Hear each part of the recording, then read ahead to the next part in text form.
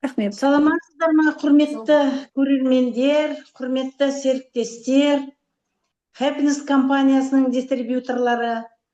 Бүгін біз сіздерге Назира Айдынбекова және мен Жадыра Ақтөбеден қол ақырандарымыз, компания Happiness'ның қол ақырандары сіздерге Happiness компаниясын не себептен таңдадық деген тақырып бойынша мәлімет береміз. Сіздерге біз Назира сізбен осылай эфирге шыққаныма өте қуаныштымын. Сіздің дауысыңыз ұнайды маған. Естілмей жатыр сіздіңкі. Да, керемет. Жақсы. Естілмей жатыр. Сізге мен бірінші сауалымды қойғым келіп отыр.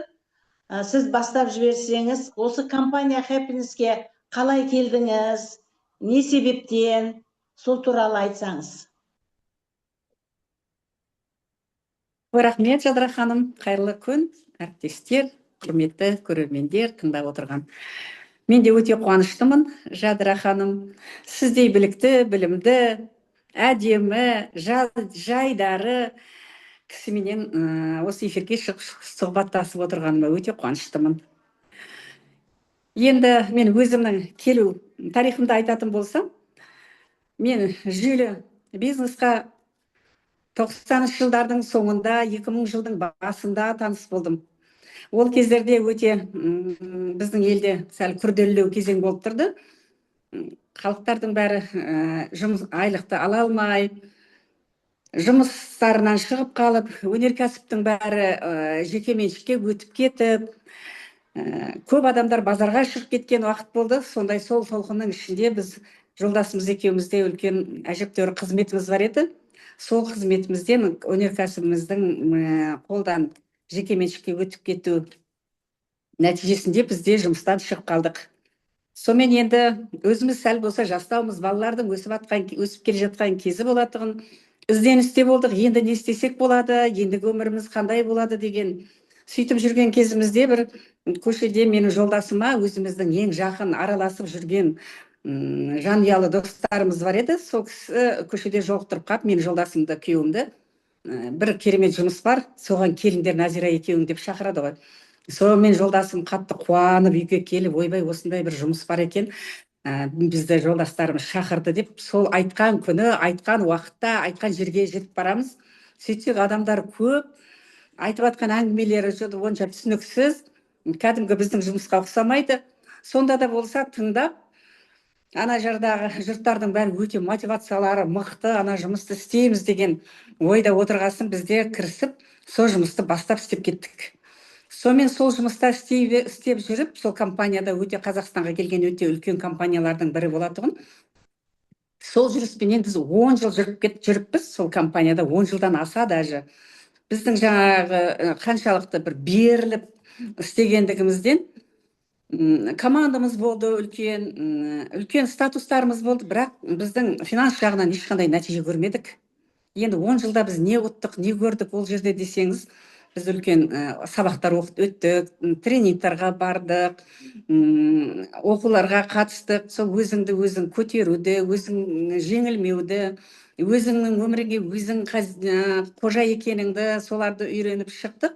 Бірақ сол соңына қарай біз наоборот алудың орнына біз керісінше беріп бастадық. Үйімізде бар заттарым, ақшаларымызды жиған терген кредитқа кіре бастадық. Өйткені ол компанияда жаңағы бал жинау, ай сайын сатып алу, өз орныңды дәлелдеп жаңағы активизация жасау дегендер болды. Сіз оған сатып атсыз ба, сатпай жатсыз ба, сіздің статусыңыз өскен сайын сондай бал жинау жағы да көбейе берді. Сонымен елден қалмай команда болғаннан кейін соның бәрін жасадық. Обученияларға бардық, шетелдерге бардық. Сөйтіп жүргенде енді сол компанияның сәл әлсіреген кезі болды да, бізде сол жұмыстан шығуға тура келді. Өйткені біз еш нәрсе ұтпадық, еш нәрсе алмадық деп айтуға менің 100% айта аламын. Өйткені ол жерде действительно біз ақша көрмедік. Сонымен ол жұмыстан шықтық. Енді не істеу керек, ар жағы не болады деген ойменен ол кезде Таразда тұратын едік. Сол Тараздан Алматыға көшіп келдік. Балаларды қайтсек өсіреміз, қайтсек өзімізді өзіміз алға өмірімізді дұрыстаймыз, жалғастырамыз деген оймен Алматыға келіп, Алматыда енді бізді кім күтіп тұрсын бұл жерде? Әр жерде жұмыс істеп, квартирада тұрып, жұмыс жоқ, ақша жоқ, үй жоқ дегендей. Солай жүрген кезде тағы да осындай маркетингке шақырады. Енді мен ол кезде, ол жақтан кеткен кезде екінші рет сетевой маркетингке жоламаймын. Екінші рет сетевой маркетингке бармаймын. Енді осындай керемет жұмыс істеген кезде мен ешқандай ол жерден ешнәрсе көре алмадым, ешнәрсе табыс таба алмадым деп өкпе күйде кеттік қой. Енді ешқандай енді бұдан кейін сетевой бизнесті істемеймін деген.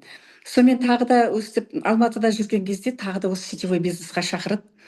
Біраз жаңағы бармайым, мен ол жерде көрген болғам дегеніммен енді бір барып көрейін, бұл да бір мүмкіндік болар деген ойменен осы жерде қазақ тағамтану институтына соны тыңдауға келдім.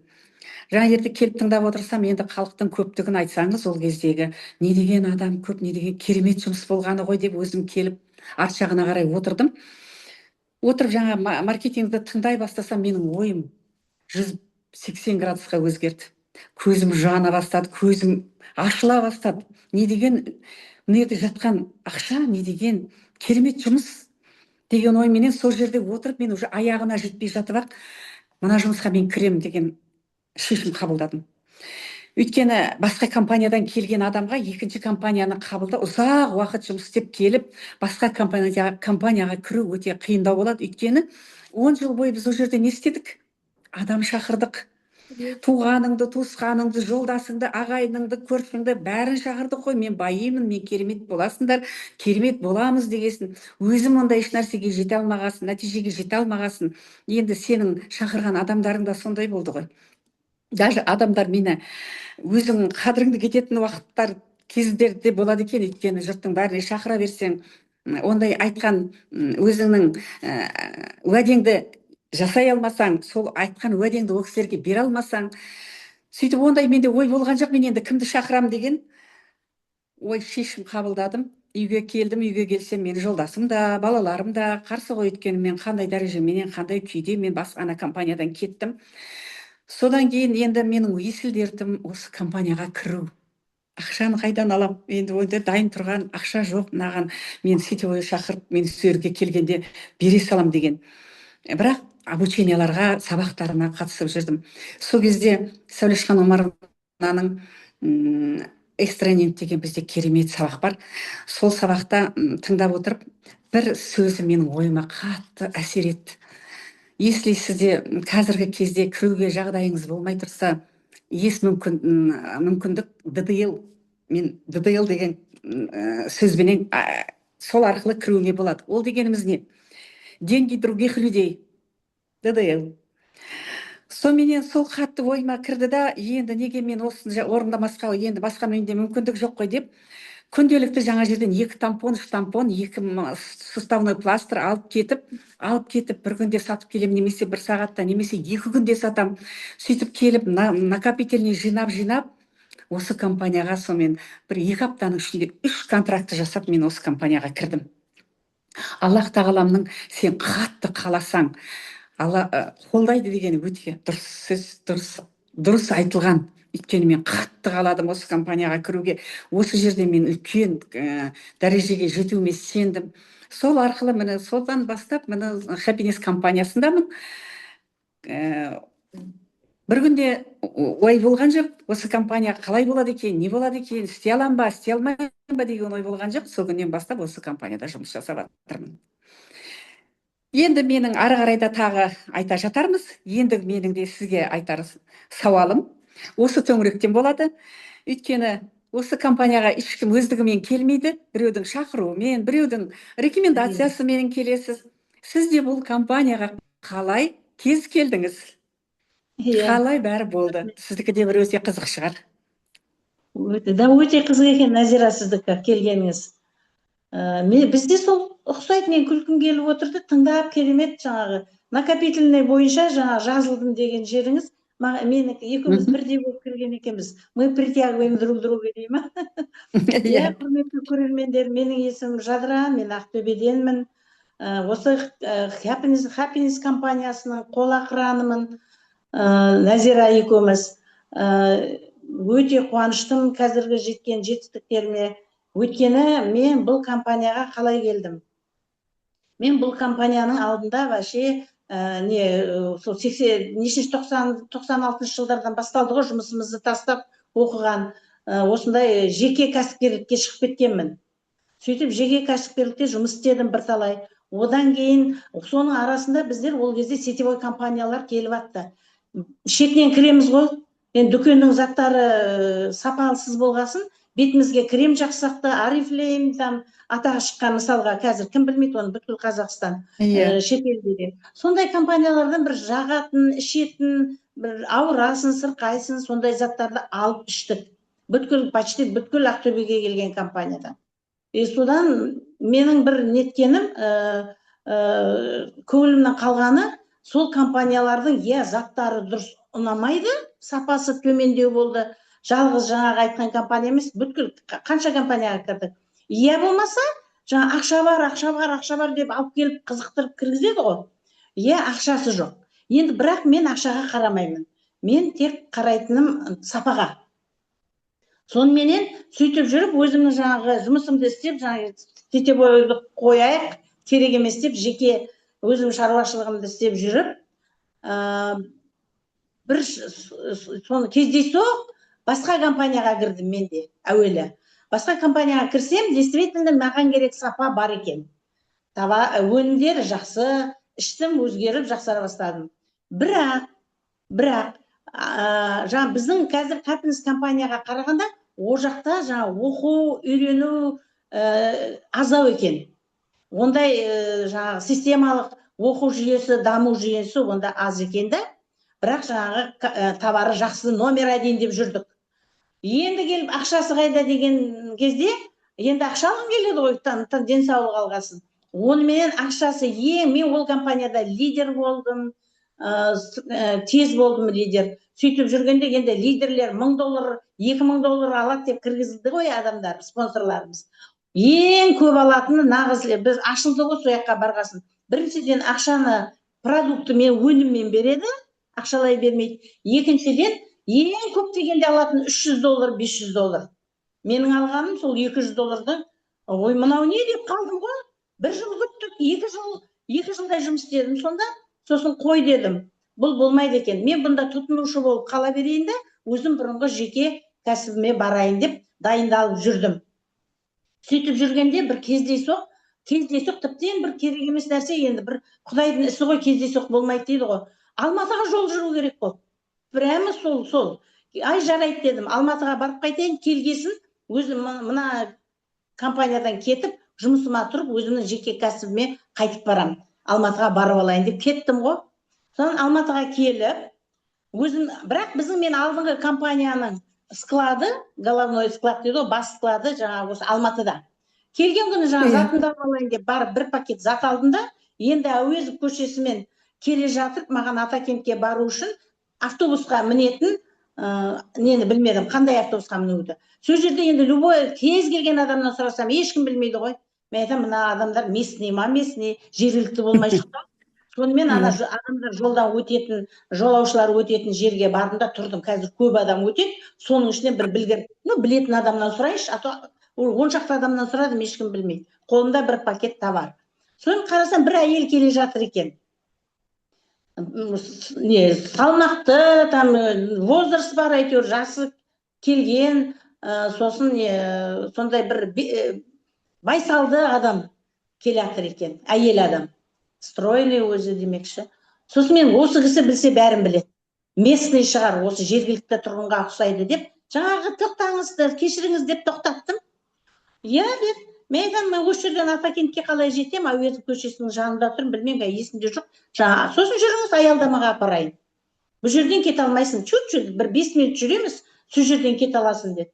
Жақсы деп келе жатырдық. Сол 5 минуттың ішінде ол кісі маған Happiness компаниясының несін берді, мағлұмат берді. мәліметін айтып жаңағы бөлісіп мағлұматымен маған жұмысқа кіресің бе дейді ғой. Мен айтамын жоқ, мен өзім бұл қаладан емеспін, Алматыдан. Поэтому мен кірмеймін біріншіден. Сосын айтады, бола берсін, сіз естіле ма? Естіліп отыр, хорошо, керемет естіліп отыр. Сосын мен айтамын, онда бұл әр қаладан жүріп істей беретін болса, бұл сетевой болды. Сетевой ма дедім. Өзім бір сетевойдан құтыла алмай жатсам. Сосын сетевой дейді. Жоқ деп жаңа пакетімді ашып көрсетті. Міне бір пакет американский компанияның товары. Мен сізді шақырам қайта. Мен бармаймын ешқандай китайскийге. Сіздікі қандай десем китайский дейді ғой. Мен бармаймын китайскийге. Мен де американский. Потом деп сөйлеп едім. Мен айтады, біздің товар хорошо, жақсы өте дейді. Мына менікі, сіздікі қандай товар? Менікі шетін товар. Бізде ақша бар дейді. Мен айтамын, маған ақша керек, бірақ та маған ақша қызықпай, маған товарымыз, өнімнің сапасы керек дедім ғой. Сосын мына менің өнімімнің сапасы бар. Сізде ылғи ішетін ба? Мен айтамын, ішетін. Онда бізде ақша бар деп, ақшаға көнбей қойдым. Бізде жапсыратын бар дейді ғой, пластыр. И знаете, что интересно, опять кездейсоқ дейміз да, осыдан бір ай бұрын мына ішетін нәрселердің бәрі мені жалықтырды. Осы жапсыратын нәрсе бола ма екен деп ойлайтынмын. Енді маған мына кісі жапсыратын нәрсе бар дегесін, ол қандай деп қызығып кеттім ғой. Ол қандай, нені емдейді деп, бәрін емдейді дейді. Қазір мен өзім 3 жыл көтере алмай жүрген қолымды 3 күнде көтердім дейді ғой. Сенбейін десе, сенбейін десем. Бұл кісі сондай көрініп тұр, өзі сондай не, салмақты кісі екені. Салмағы бар, өтірік айту мүмкін емес. Қандай пластырлар, қандай жапсыратындар, мына мен мойным ауыратын. Мойынға жапсыруға бола ма? Аяғыма жапсыруға бола ма? Болады дейді. Енді ол қолын емдеп тұр ғой. Мен айтамын, менің мойным ауырады, содан байланысты менің де мына аяғым ауыра бастады. Онда сіз маған бір пластыр беріңіз дедім. Ол айтады, менде пластыр жоқ дейді. Сумкасында. Сіз қандай сетевиксіз, сумкаңызға пластырды, жапсыратындарыңызды салып жүрмесеңіз. Енді біз мына өткен ана компанияда бәрін сатып жүреміз ғой. Тоже жалықтырады, ішкенде жалықтырады. Соныменен жүріңіз деді. Жүріңіз, мен сізді офисқа апарайын, сол жерден сатып аласыз дейді. Мен айтам, Алматының жолдарын білем, өте қашық. Бір аялдамадан бір аялдаманың арасының өзі бір 5-10 минут, 10 минут. Мен міне алмаймын, мен асығып тұрмын, бара алмаймын сізбен десем. Жоқ, ешқандай автобусқа мінбейсіз, мына тұрған академия питания міне көрініп тұр дейді. Действительно қасында тұрмыз екенбіз соны. Соған ғана барамыз дейді. Мына тұрған академия питания ма? Жарайды, жүріңіз сонда. Бірақ та сумкаңызға екінші салып жүрсеңізші деп қоям ғой, жаңа пластырларыңызды.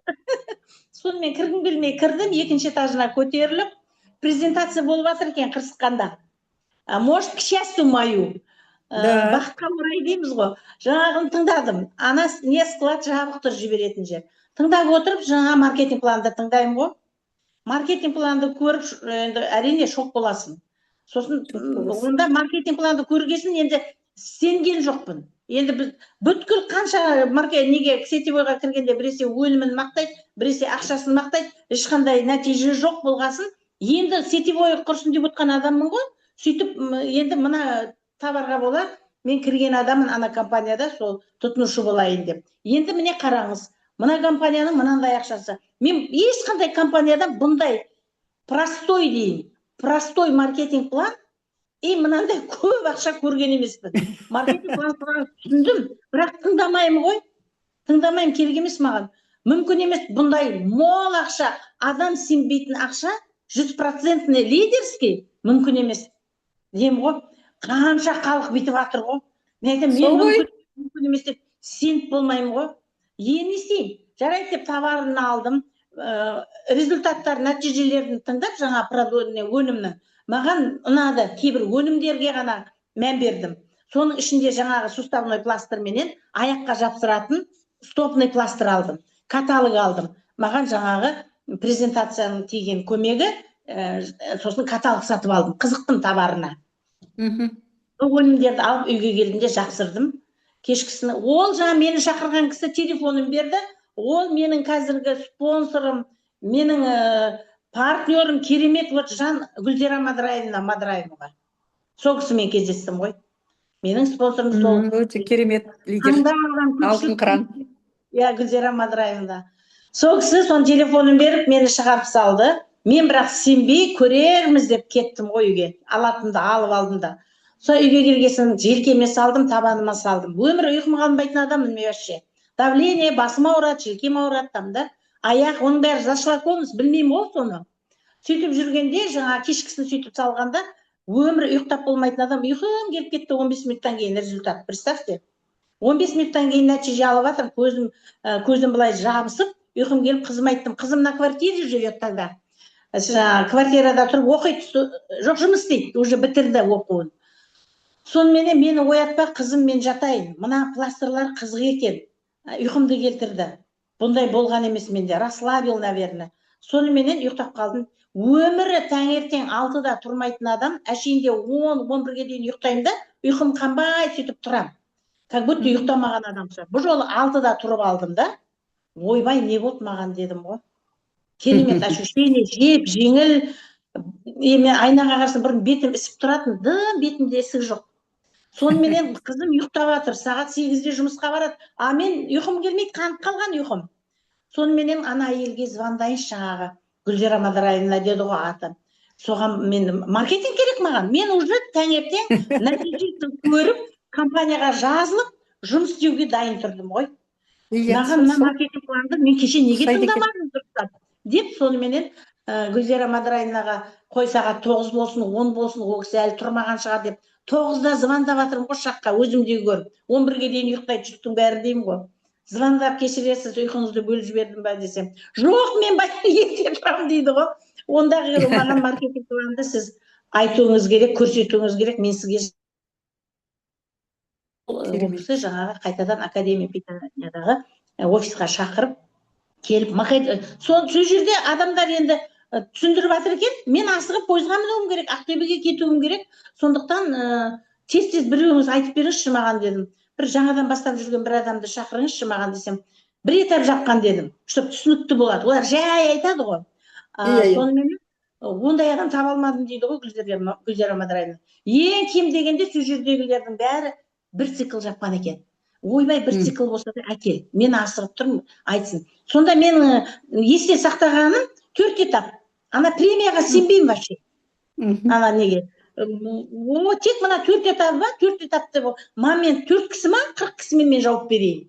4 этапты. Мынандай менің ойым, мына продукция, мына өнімнің сапасы кез келген адамға керек. Бәрі осыны күтіп отыр. Мен құсап деп солай ойлап. Дұрыс айтасыз, дұрыс айтасыз. Алып, маркетингті жазып алып, Ақтөбеге қайттым ғой сол күні. Жолда 2 күн бойы қолдандым өнімді. 2 күннен кейін 2 сентябрьде Ақтөбеге түстім де, Ақтөбеге келдім. Ақтөбеге келіп, ол Ақтөбеде өкілдігі ашылған екен, представительство өкілігі. Сонда осы өкіл соны тауып алып, сразу пойыздан түсіп, бұрын демаламыз пойыздан түссек. бір күн. Айты демалғанды жоқ, жуынып шайынып тек бір сағаттан кейін тауып алдым ғой жаңағы. Бұл келсем, әкел, білесіздер ғой, Райхан Омаровнаның қызы, көп рахмет біздің көшбасшыларымызға. Райхан Омаровнаның қызы Әселтен Мырзагерей қызы отыр екен, қарсы алды. Менің енді бұл компанияны таңдап алу себебім, ең бірінші себебім жаңа сапа, жапсырулар маған қатты ұнады. Ішетіндерді әлі білмедім. Сол жапсыратындар маған керек дедімде, мына маркетингін тексергім келді. Маркетинг план күшті екен деп ойладым. Бірақ та сенім жоқ. Қой ақшамен қалай береді? Қаншама ақшаны продуктымен, яғмаса бөтен компаниядағыдай өніммен берсе, бере берсін деп қоям. Сонымен келдім, ол кісі сондай сыпайы, жас, ол кезде 30-дан жаңа асқан. Керемет қыз екен деймін. Ол жап-жас болып көрінді маған, әп-әдемі.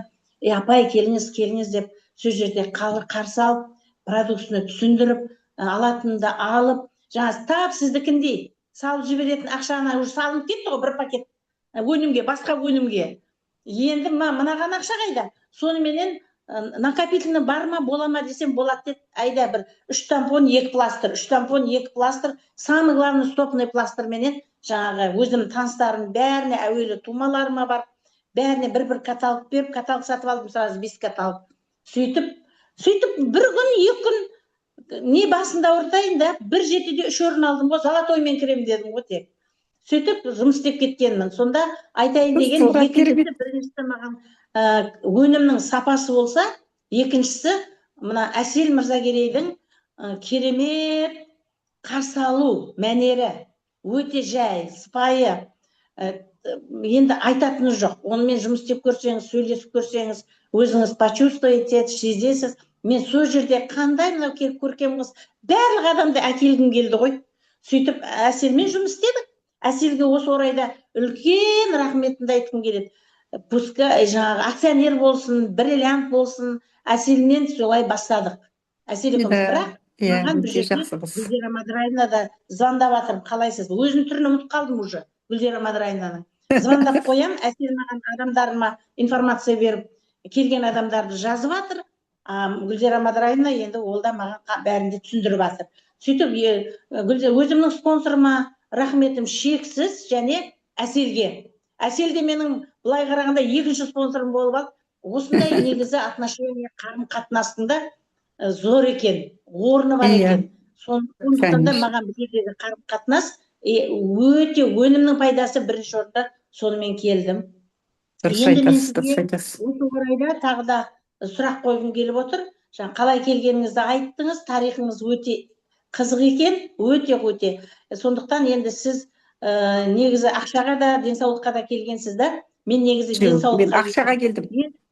Мен ақшаға келдім. Денсаулыққа келіп қой, сол ғой өнімнің сапасы деп отыр. Енді сол арман қарай қалай адамдарды шақырдыңыз, қандай жетістіктерге жетіп, өзіңіздің спонсорыңызбен қарым-қатынасыңыз, енді қатынас да маған қызық қой. Сол туралы айтып берсеңіз. Рахмет, Жатар ханым. Әрине, менің спонсорым өте керемет адам, керемет жан, өте құрметті, өзім өте жақсы көремін. Осы компаниямыздың негізін қалаушы 3 апалы сіңлілісінің біреуі Райхан Омаровна. Өте рахмет, көп рахмет айтам ол кісіге. За то, что менің спонсорым болғанының өзі мен үшін үлкен қуаныш. Мен бұл компанияны жаңа сіз айтып жатсыз ғой, енді мен айтып менде жеткізе алмаймын. Оны айту үшін мен енді тоқтамай айту керек сияқты. Мен бұл компанияны жаңа бірінші рет естіп отқан кезде мен ақшасы қызықтырды. Өйткені мен как раз ақшаға ашық болып келген, үйсіз, күйсіз, жағдайым болмай сөйтіп келген адамын. Анарадағы апта сайын ақшасы бар, мынандай $500 000 премиясы бар деген кезде мен екі команда құрасың, екі жағынан екі команда өсіресің дегенде, енді басқа компанияларда да адаммен шақырып жұмыс істедік қой. Бірақ біреуге 6 адам шақыруың керек, или 4 адам шақыруың керек, оларды жеткізуің керек. Мына арада екі команда ғана құрасың, сол екі команда сен шақырған кісің қанша айлық алса, соны 100% саған компания қайтадан төлеп береді деген әңгімені естігенде мен не деген керемет мынау, не деген жатқан батпан бұйрық. Өйткені қандай жұмыста істегенде де ондай 100%-тік табыс таба алмайсың ғой. Өзің жеке меншік, өзің жеке кәсібіңді бастағанда да 100% айлық таба алмайсың ол жерден.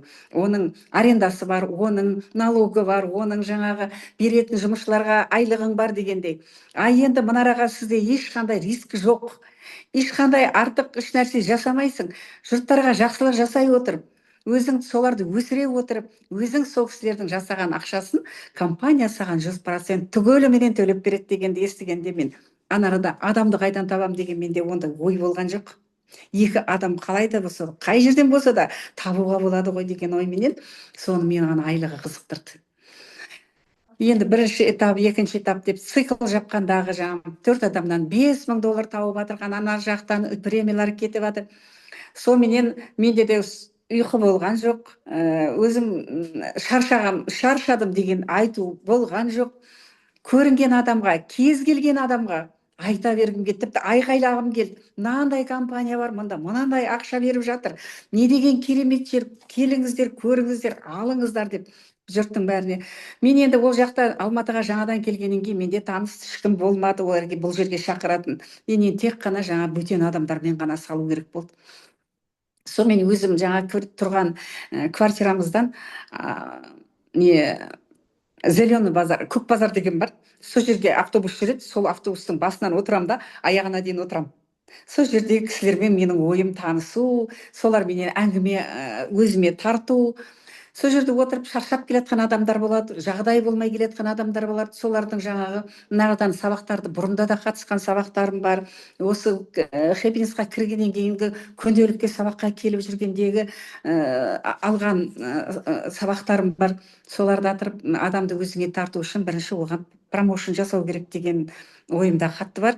Сөйтем де келген адамға соның жағдайына қалай көйлегіңіз әдемі, прическаңыз қалай өзіңізге әдемі жарасып тұр деген сияқты, шаршап келе жатырғансыз ба жұмыстан деп, иә шаршап келе жатырмын дейді. Жұмысыңыз қатты ауыр ма, соған қарай айлығыңыз жақсы шығар десем, жоқ, қайдағы айлық, қайдағы ақша, қиын, сменнан келе жатырмын дейді, біреу сменға бара жатырмын дейді. Сонда сол кісілерге айтамын, мен өзім бір жерден шығып келе жатырмын, өте күшті компания ашылған екен, мына арадан адамдар қабылдап жатыр, жұмысшылар қабылдап жатыр екен, соған сізге шақырамын, барыңыз, мен сізге адресін берейін деймін да.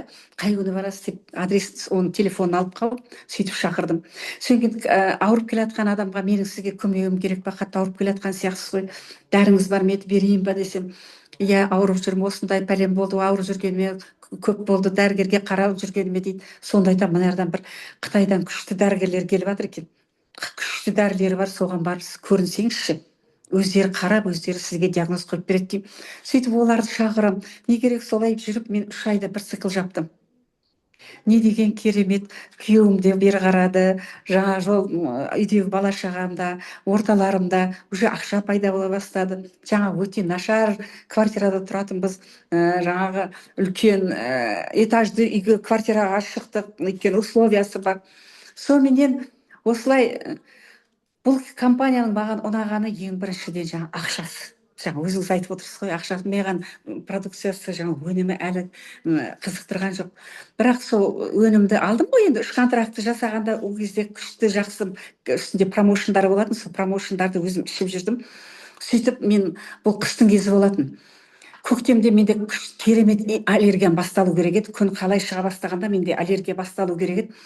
Что-то аллергиям жоқ, басталмайды, ауырмайды. Содан кейін басым, мен 2 күннің бірінде басым ауырып жатып қалатұғым. Басым ауырмайды. Ана дәрілерді ішіп жүрмін ғой, мен ол дәрілерді жаңа кітапта қалай көрсетіп тұр, ол жерде 2-ден 4-ден ішесің дейді. Сол 4-ден ішіп аламын, жаңа 3-ден ішіп аламын. Соныменен басым ауырмайды, аллергиям қозбайды. Сонымен қарап тұр, кереметтігіне көзім жетіп өнген, қалай аузыңыз, өзіңіз, мына аллергия деген өте жазылмайтын ауру негізінде. Қазіргі халықтың 80%-те аллергия бар десе сенесің. Өйткені қазіргі мына экология болсын, ауа болсын, мына қазіргі жеп жатқанымыз болсын, бәрі адамның организміне ластағандықтан аллергия өте көп тараған.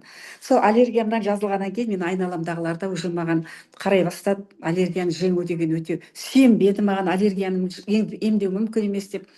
Солай продукцияны мен солай өзімнің алған контрактыға алғаныма, немесе продукция жаңа алған подаркымныкін ғана ішіп жүрдім. Енді менің әлі күнге дейін менің айтатыным, бұның тек қана бизнес планды айтам. Бизнес план қазір қанша адамға ақша керек, сол ақшаның жоқтығынан өзінің емдей алмай жүрген қаншама адамдар бар. Соныменен қазір Құдайға шүкір, сол басқа аймақтардан, региондар аша бастадым. Енді менің регион ашуым енді керемет қызық. Өйткені Тува деген жақтан менде партнер шықты. Енді ол жақ Россия. Мен өзім Шымкенттің қызымын, қазақ мектебін бітіріп келгенмін, орысшаға шорқақпын, жақсы айта алмаймын. Енді сол жаққа бару керек болды. Өмірінде жалғыз өзім қатты алысқа шығып көрмегенмін. Сонымен сол жаққа баруға тура келді. Сол Туваға кеттім. Өте алыс, енді Туваға пойыз жүрмейді. Самолетта жаздың кезінде ғана аптасына 1 рет ұшады. Автобус жүрмейді. Өте бір алыстағы ел. Сонымен Новосибирскіге келіп 24 сағат сол жаққа баратұғын машинаны күттім, Қызылға баратұғын. Өйткені ол жаққа тек қана товар менен бір кішкентай машиналар шығады екен, соның ішінде орын болса 1-2 адамды алып кетеді екен. Сол машинаны 24 сағат күттім. 24 сағат күттіп болғаннан кейін жаңа машинаға міндік. Қыстың көктемнің кезі, бірақ көктем болса да ол жақта қатты аяз, боран. 23 сағат сол машинада Қызылға дейін, Новосибирскіден Қызылға дейін 23 сағат жол жүрдім. енді өзім ойлап келатырмын, не болар екен, бөтен жер, бөтен ел, өзімде орысшамда мәз болып тұрған жоқ деген ойменен келсем, қанша адамдар күтіп тұр анда. Енді бір 100-ден таяу адам күтіп тұр мені. Өзім шаршап келген, жаңа 24 сағат вокзалда отырған, 23 сағат ішінде отырған ана кісілерді көргенде мен бір қайтадан басқа өмірге, басқа жерге келгендей болдым да, басқа өмірге келгендей болдым. Күтіп алып, жаңа тұз бен нанын беріп, жаңа ақ шарф, ақ орамал салады екен мойныңа, ақ орамалын салып күтіп алды. Енді ана жердегі әңгімемді бастағанда да өте қызық. Мен суверенный Қазақстан елінен келдім. Маған енді 50% скидка, жеткізгенімше жеткіземін деп сөйтіп айтып жатырмын енді. Бірақ олардың бәрі айтады, ой, керемет, жақсы сөйлеп жатсыз, жақсы жеткізіп жатсыз деп. Сонымен сол жерде мен 20 күн жатып, офис ашып, керемет деп бір аптада 150-100 контрактыға дейін өткен кездер болды. Сондай керемет жұмыс жасады ол жақта. Өте ақшаға тоже ол кісілер қатты керек ететін халық. Анандай ақшаны көрген кезде бәрі бірдей лап қойып жұмыс жасады ғой, енді керемет болды сондай. Солай аймақ ашыла бастады, стабильность келе бастады, ақша келе бастады. Онан кейін уже үй жағдай, үйді ойлауға, машина алуға уже жағдайым келе бастады. Сонымен жағдайымның бәрі дұрысталып, ақшаны көріп, қазіргі күнге дейін әлі сол жұрттың бәріне айтқым келеді, жұрттың бәріне жеткізгім келеді. Не деген мұндағы ақшаны, мұндағы денсаулықты неге көрмейсіздер, көрсеңіздерші деген прям ішкі жан күйің айғайлап тұрады ғой, мындай нәрсені көру керек қой, алу керек қой деген нәрсеменен. Сонан кейін Happinessте сату жоқ. Мен бұрынғы компанияда мен көргем ғой, тек қана сату керек, тек ай сайын ақша салу керек деген немен келгем, сондай ойменен келген. Мұнда оның біреуі де жоқ. Қалай жұмыс істемейсің, қалай бұл бизнесқа қалай қызықпайсың. Соменен қазіргі күнге дейін Аллаға мыңда бір шүкір, осы компанияны кезіктіргеніме, алдымдағы өзімнің спонсорыма, алдағы параллельный группадағы үлкен жетекшілерге, аналарды көрген сайын өзіңнің құштарлығың артады ғой. Мұндай жұмыс істеп атқанда сен қалай істемейсің? Соларға ұқсағың келеді, солардың жолын жасағың келеді. Керемет жұмыс енді. Солай менің компания Happinessқа келгендегі. Одан кейін Кавказ ашылды, Кавказға да бара бастадым. Тываға 4 рет бардым мысалы, Кавказға қанша рет бардым. Соменен қазір енді сетевой компанияның маманымын деп айта аламын өзімді. Любой жерде, любой сұраққа жауап бере аламын деп айта аламын. Осы менің Happinessті жақсы көргендігім, таңдаған себебім осыдан. Енді менің сізге бір сауалым туып тұр, өйткені уақытымыз да шектеулі. Ол сұрақ көп адамның көкейінде жүріп қызықтырады деп ойлаймын.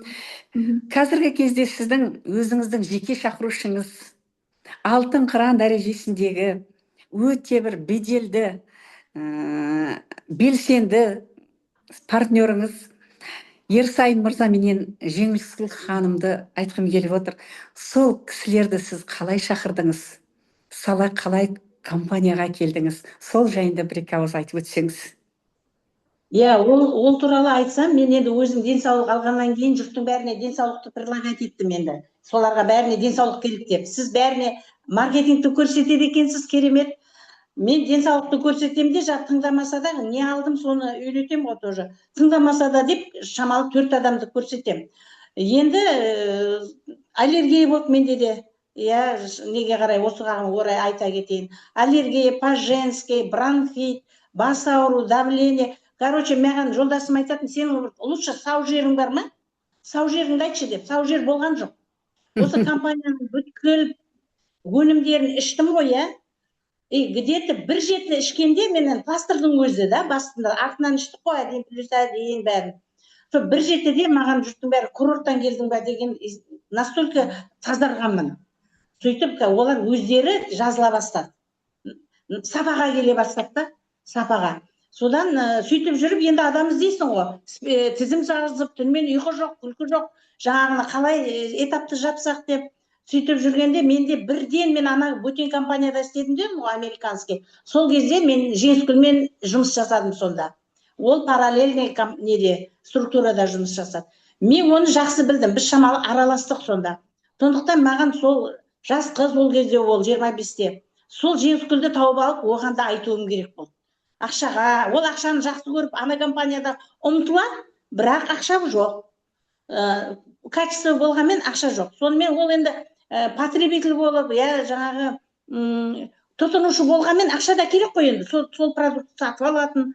Сондықтан да мен ол Жеңіскүлді іздей бастадым. Сентябрь жазылдым өзім, октябрь, ноябрьдің аяғында таптым. Сұрай некеге барасың демекші, сұрап, қай жерде жұмыс істейтінін тауып, соны барып айтпайын ба, мынандай қағазым бар, А4-ді алып жаңағы нені, маркетингті сызып атым. Енді қалай, біздер енді бір компаниядан екі компанияға көшетін ондай не емеспіз ғой. Жаңағы Жеңіскүл маған әуелі, сіз неге ана өзіміздің компаниямызды тастап, бөтен компанияға кеттің, ондағы товар өнімдер күшті ғой, соны ішеміз дегенде. Көпшілігі менің қасымдағы адамдар сапасына қарайды екен өнімнің. Сосын Жеңіскүлге айттым, именно сол сапаға шақырттым ғой мен сені. Действительно говорю, онда мына тампонды айтып жатыр. Тампон 1+1. Сөйтіп барып маркетингті айтып, көндіре алмай жатырмын ғой енді. Ол ана өзі бір жерге беріліп қалған. Соны Жеңіскүл енді Құдайдың бергені шығар, ана компанияда бір-бірімізді білгендіктен, бір-бірімізге сенгендіктен, ол сол жерде бір продукцияны алып, тампонды алып тексеруге алды. Ертеңіне уже заказдар сол Жеңіскүлден түсе бастады, жұмысты істей бастадық. Ол бір жылдан кейін Ерсайын қосылды. Енді сол екі адамның аты, мен оказывается біреу емес, екі адам шақырған екенмін. Екі сондай алғыр лидерлер дейді ғой, сондай көшбасшы бола алатын. Екі сондай адамды шақырған екен, біреуі Ерсайын, біреуі Жеңіскүл, өте өздерінің мінездері де жақсы. Енді көркем адамдар ғой, тек білімдері де бар, оқып жатырмыз. Осы екіншісі жаңағы сапа болса, біріншісі сапа болса, екіншісі қарым-қатынас, үшіншісі оқу, даму керек қой. Енді келгесін бәрі маркетинг план, болмаса үйрете ма деп. Үйреніп, бәріміз керемет оқу, даму, система обучениедан өтіп, әлгінге дейін өтіп жатырмыз да. Сосын жаңағы тағы не, спонсорларымыз, көшбасшыларымыз бәрі келіп, лидерлер келіп, прям обучениені мықты өткізеді. Оның үстіне сабақтар алдық. Сабақтар алып, жыл сайын сабақ аламыз, керемет адамдардан, мына кім, Давлатовтан, Адель Сыдықова деген сияқты атап айтсақ да. Және енді даму, осы жерден дамуды алдым мен. Денсаулық алдық, ақша алдық, сосын дамуды алдым. Өйткені егер мен бұл жерде бұндай дамитын жерге келмесем, мүмкін бұндай болып дамымас едім. Бұрынғы адамдар сияқты негатив айтып, керек емес теріс ойлармен жүретін едік. Сондықтан Абай айтқандай, мысалға кейде, ой, маған жақпайды, мен істей алмаймын дейтіндер бар ғой. Сосын, ой, мен мына заман сондай, мен жыланат, болмаса заман дұрыс емес деп өздерін кінәлай бастайды. Жан-жағын кінәлайтын адамдар бар ғой. Мен осы компанияға келіп, өзіме жұмыс істеуді үйрендім. Көптеген кітаптар оқыдық. Жаңағы сонда айтады ғой, Абайдың өзі айтады ғой, заман мен адамның тығыз байланысы бар. Заманды жасайтын өзі адамның ойы мен өзінің еңбегі, заман да сол заман, адам жасаған заман. Сіздерге сол тоже жасайтын, беретін дейді. Взаимосвязано отыру. Сондай, сондықтан да адам баласы дамып отыру керек дейді. Міне осы администрацияға рахметім шексіз, дамытып отырған көшбасшыларымызға, Разихан Омаровна, Сәулешхан Омаровна, Райхан Омаровна, біздің мына бриллианттарымыз бәріне де рахмет. Керемет, осындай адамдармен жұмыс істеу, осындай жаңағы обучение, осындай мына администрация, Джо Винсиннің командасына бәрі кішіпейіл, керемет адамды өздеріне тартып тұратын, Разиханнан бастап, Разихан Омаровнадан бастап. Тек ол кісілерге әйтеуір Құдайға шүкір жақындай аласын. Сондай кең пейілді адамдар. Сондықтан мен бұл осы компаниядан сол опять отношение, кең пейілділік, мына өзіміздің басшыларымыз, лидерлеріміз, негізі бұл жерде даму мықты. Осы жерде даму отырмыз. Содан кейін оқитын кітаптарымыз бар, ол да көмектесіп жатыр. Осы компаниядағы осы жұмысымды қалай өрлетемін деп, қалай адамдармен қарым-қатынас жасаймыз деп, ненің не екенін түсіну үшін әрине, конечно, кітап оқимыз. Ана компанияда істегенде де Наполеон Хиллді оқу керек, жаңағы Киясаки Робертті оқыдық осы жерге келіп. Дұрыс айтасыз. Тағы не, мен бір керемет нені оқыдым, почему мы больны и бедны деген кімдікі, ұмытып қалып тұрмын авторын, почему мы больны и бедны. Тағы көптеген кітаптар оқыдық, Брайан Трейси, Джон Кеха. Видите, адам Дұрыс өз айтасыз. атқа жұмысын жүре береді екен. Дұрыс Өзіңмен өзің айтасыз. жұмыс, жауапкершілікті өзіңе алсаң. Енді міне Жеңіс Гүлдермен Ерсайын келгесін, екеулеп олардың қазір командасы енді бірінші орында Ақтөбеде, өздері қазір 150-200-ге кетіп баратсыңдар, давай бриллиант болуға дайындалып жатыр енді. Керемет, мен мысалға қола қыран болсам, біздер Назира екеуміз күміс қыранға міне талпынып жатырмыз. Ол кісі қазір бриллиантқа талпынып жатыр.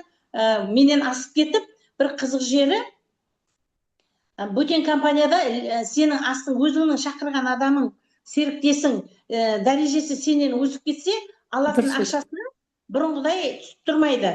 Тек қана бір ограниченный сумманы ғана аласың одан. Иә, дұрыс Ал айтасыз. енді бұл компанияда жаңағы сенің шақырған адамың қанша алса, сенен өтіп кетсе, енді әрине ақшасы да көп болады ғой. Ол қанша алса, сол ақша спонсорға түсіп тұрады. Дұрыс айтасыз. Енді ондай ешкімде жоқ. Керемет енді осы жері. Ондай маркетинг план ешкімде жоқ деймін. Жоқ, дұрыс айтасыз. Көп рахмет. Компаниямыз өрлей берсін, алға баса берсін. Жаңағыдай стопный пластырымызбен, мынау буындарға жатсыратын пластырлармен. Кейін мына номер 1-де өзімнің бұрынғы компаниям товарын айтып жүрген адам, бір айдан кейін мен ол компанияны екеуін қатар алып жүремін деп ойлағанмын ғой. Бір айдан кейін оны тастадым да, мына компанияға келіп, 1+1, один продукт, чем там 10 пить. Бәрін істеді ғой. Бір өнім 1+1 кардицет. Оның үстіне қазір мінекей 17 жыл болдыққа, 16 жыл болды менің келгеніме. Мен бұл компанияға 52 жасында келдім. Сонда қазір міне қараңыз, өзімнің возраст болса да пенсияға алдағашан шықтық. Жаңа пластырларды салып алып, аттай шауып жүрміз ғой. Аттай шауып жүрміз. Сондықтан бізге қосылғысы келген адамдар болса, осындай компаниямен танысқысы келген адамдар болса, әуелі жаңағыдай керемет қарым-қатынас тұнып тұр. Ешқандай негативный дейін теріс ойлы адам жоқ бұнда. Бұл жерде ылғи оңынан ойлайтын, позитивный, кішіпейіл, біздің ең әуелі жаңа көшбасшыларымыз, одан кейін келген адамдар өзгеріп, біздерге қарап дамуға тырысады бәрі де. Онсыз қалай ақша келеді. Сондықтан жаңағы аттай шауып жүргілеріңіз келсе, керемет осындай ем алғыларыңыз келсе, осындай адамдармен араласқыларыңыз келсе, Назирадай және көшбасшыларымыз Разихан Омарына, Сәулешхан Омарына, Райхан Омарына, менің өзім наставниктеріме рахмет айтқым келіп отыр осы орайда. Біздің Жанар Марсовна, Елнұр Марсович, тағы кім? Жазира ханым, Гүлзира Мадраевнаның қызы. Барлығына өйткені ол кісілер бір адам жұмыс істей алмайды бұл жерде. Жаңа сіз айттыңыз ғой, параллельный структурамен де жұмыс істей береміз. Сен жұмыс істеген сайын Алла тағала өзі де біледі қай жағынан. Бұл компанияда ақша төгіліп жатыр, алу үшін жаңағыдай өзіңнің дәрежеңді өсіріп, өзіңнің дамып отыру керек қой. Сондықтан шақырам мен, бүткіл адамды ұялмай, қызармай, шақырам, қазір маркетинг айтамыз сіз сияқты. Керемет, енді сіз өзіңіздің денсаулығыңызды керемет оңдап, дұрыстап алдыңыз ғой, аттай шауып жүрсіз ғой сіздер. Құдайға шүкір. Материалдық базыңыз, қандай нәтижеге жеттіңіз, келешекте қандай ойыңыз бар, келешекте қандай жоспарыңыз бар дегенім ғой. Иә, жоспар деген көп. Денсаулығымыз болғаннан кейін, мына энергиямыз бойымызда болғаннан кейін алға мақсат қоямыз. Ол әлбетте да. Енді осы уақытқа дейін де алып атқанымыз аз емес. Ең бірінші менің үлкен нәтижеміз біздің бақытты әжеміз. Сұрағанын бере алатығын әжеміз. Біздің Кубанбай баласының айтады ғой, дающие бабушки деп. отдающие бабушки. Сол енді жаңағы айтып жатсыз ғой, мына арада менде сондай бір сөздің реті келіп тұр, айтып кететұғын. Менде сондай компаниядан келген ғой, сенің астыңдағы адамың өсіп кетсе, сен ол адамды жоғалтасың да, ол үстіңдегі өз сондай үлкен дәрежесі бар адамға өтіп кететұғын. Ал мұнда ондай емес. Сіздің бір жасаған еңбегіңізді постоянно өмір бойы сізге рахметін айтып өтеді ғой. Өйткені 100%-тік сыйақы алып тұру өзіңізден кейінгі адамнан. Енді ол кісінің сол кісіні ойлап отырасың. Сол кісілер өссе екен, сол кісілер ақша алса екен деп отырасың ғой. Сол енді бұл адамға деген ең үлкен нәрсе ғой, адамға жақсылық жасау. Адамды өсіру, адамның алғысын алу. Тура алғыс алатын компания осы. Менің өзімнің спонсорым айтады постоянно. Бұл бизнес алғыс алу бизнес. Бір жұрттың қарғысын алмаймыз, алғысын аламыз деген екен. Алғашқы осы бизнес келіп, маркетинг планда тыңдап тұрған кезде, көрсетіп жатқан кезде солай деген екен да. Нағыз халықтың, адамдардың алғысын алатын бизнес екен деп. Нағыз алғыс алып жатырмыз және аламыз да. Менің қазірге дейін келген жетістігім, өзіме ырзамын. Өйткені ойлаған нәрсеңді ала аласың, ойлаған жеріңе бара аласың. Құдайға шүкір, үйсіз күйсіз болған адаммын. Қазір үйіміз де бар, жағдайымыз да бар, бала шағалардың да жағдайлары бар. Мамасы да құрметтейді бәрі. Өйткені ақша деген ол энергия ғой, ол деген өте керек дүние ғой. Жас тектай туылған баладан қартайған кісіге дейін ақша керек. Ол біздің керекті затымыз ол. Оны біз керек деп оның артына түсіп кеткен жағдайымыз жоқ, бірақ ол керек өмірде. Алдағы қойған мақсаттарымда әлі көп, Құдайға шүкір, олардың бәрін жетем деген ойдамын. Ал денсаулықтың арқасында, міне алдағы спонсорларымыздың көмегіменен, солардың қолдауыменен, ең бірінші осындай компанияны осы Қазақстанға алып келген президентіміз Жовенсынға, оның командасына, және де осы жердегі осы Қазақстанның жағдайын ойлап, қаншама адамдардың алғысын алып, қанша адамдарға жақсылық жасаған, қаншама адамдардың жағдайын түзеген, қалтасын ақшаға толтырған біздің 3 компания негізін қалаған Разихан Омаровна, Сәулешхан Омаровна, Райхан Омаровнаға алғысымыз шексіз. Не деген мықты қыздар, батыр қыздар. Енді алдымызда сондай наставниктер, сондай жол көрсетушілер тұрған кезде біз ешқандай жолдан шықпаймыз, тек қана жолымыз даңғыл. Енді Алла қаласа биылғы жылы күміс қыранды жауып, алтын қыранға жету, ары қарай жаңа бриллианты болып жатар, бәрі өзіміздің қолымызда деп ойлаймын. Мынау өнімдерде өте керемет, өзіңіз прям жақсы жеткіздіңіз. Бар эмоцияңызбен, бар жақсылап жеткіздіңіз. Енді көп адамдарға жетті деп ойлап, менің де айтайын деген нәтижем сондай тұғын. Сіз жеткіздіңіз, өте керемет жеткіздіңіз. Енді сол айтайын дегенім, сіздің де көп алған мақсаттарыңыз орындалып жатыр деп ойлаймын. Енді оны мен сұрамай ақ қояйын, сізде ақша жағы жетеді, өйткені бұл компанияда мүмкін емес нәрсе жоқ, барлығы мүмкін. Ендігі уақыттың тығыздығына байланысты жаңадан қосылып жатқан, жаңадан келіп жатқан біздің серіктестерге қандай сіз кеңес айтар едіңіз? Кеңес айтар едім, келіңіздер дер едім біріншіден. Өйткені бұл жерде бірінші менің тағы айтарым, сапа керемет, ақша да керемет. 20 цикл жауып Қайнянға барып келдім. Бұрын мен Алматыға елі барады, енді Алматыға тек қызым болғасын барам. Астана, там басқа облыстарға шыға алмайсың ғой азғантай ақшамен. Осы компанияға келіп, 3 жылдан кейін қызыма квартирада тұратын Алматыда бір бөлме үй алып бердім. Осы компанияма шексіз рахмет. Да, одан кейін 20 цикл жауып Қайнанға барып келдік. Одан бір кругозор бір кетті. Керемет демалдық, енді ол енді айтатыны жоқ. 8 күн демалып қайттық. Одан кейін қарай, жаңа сіз айтқандай, киюге, ішуге, жеуге тамақ бар. Осы жақта мен Ақтөбеде 9-шы этаждың 3 бөлмесінде тұратын едім.